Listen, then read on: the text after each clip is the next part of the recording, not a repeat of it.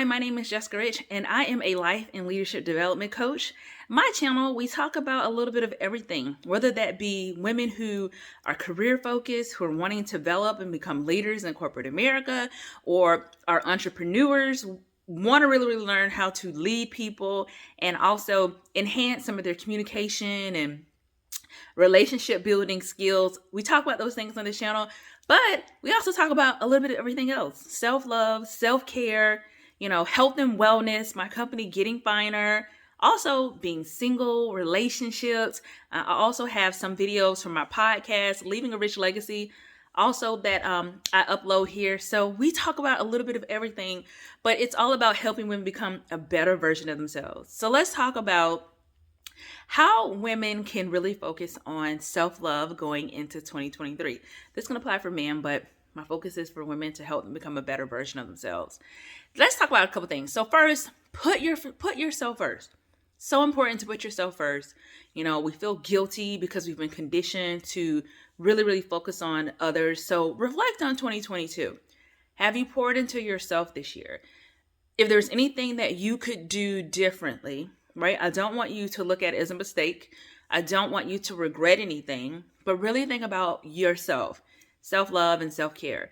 Is there anything that you could have done differently in 2020 that you wish you would have done or would have liked to have done differently in 2022 and that you can really be intentional about in 2023? Okay, so that's the first thing. Put yourself first, pouring into yourself, making yourself a priority and not feeling guilty. Second, goes right in line with what I mentioned about not making yourself feel bad, but be kind to yourself. It's so important for us to be kind to ourselves because the one person we speak to the most in our life is ourselves, because we have these conversations with ourselves daily in our minds. And, it's the number one person you're going to speak to throughout your life. Really think about what you say to yourself. Are you kind to yourself? Do you speak negatively in yourself? Do you speak life into yourself?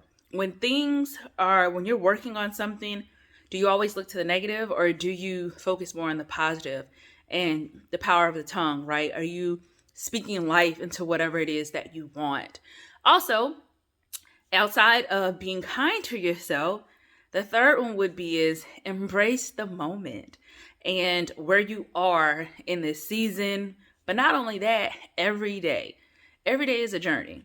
And sometimes we get so caught up in what we're doing, we just kind of get distracted about the steps that are along the way.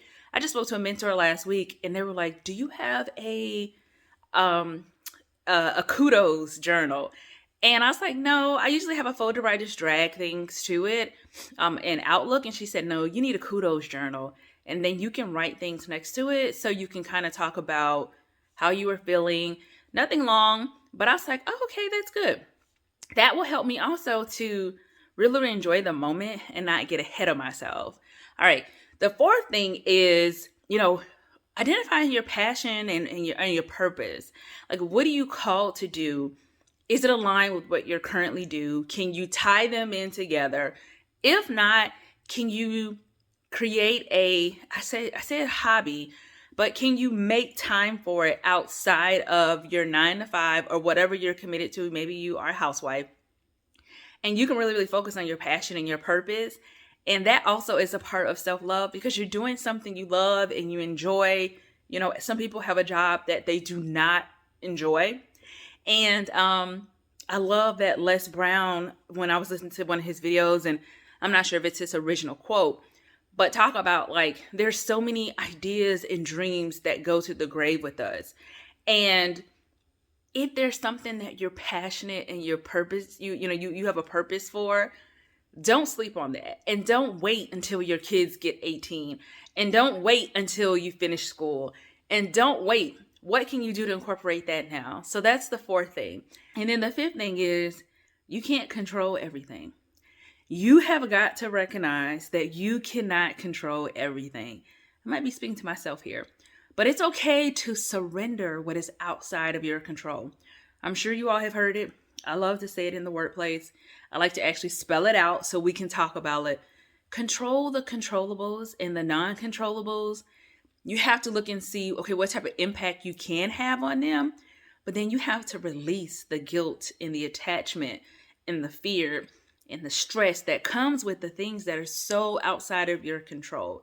And sometimes as women, we just we think about like all the things that need to be done, and we want to be so successful that we want to try to tackle everything, but some of those things are outside of our control.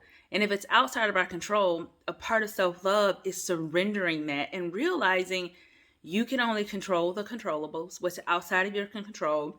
If you can have an impact, you will, but you can't let that stress and anxiety like take you to another level where you are starting to beat yourself up, you're starting to guilt yourself, and you are also looking at the mistakes as your fault. So those are 5 things that you can do to kind of go into 2023 that will help you, with a different small steps, but a different mindset to think about where you are in this season, your journey, an opportunity for gratitude when you think about the journal and you're thinking about every step and living in the moment. That's really helpful. But these are just some quick things that you can do to practice self-love, because it's so important that we take care of ourselves, we honor ourselves. How can we give love to someone else if we're not loving ourselves? So hope that you enjoyed this video and you would like, comment, and subscribe. If there's something that you're going to potentially do in 2023 when it comes to self-love, drop it in the comments, and I hope you have a good day.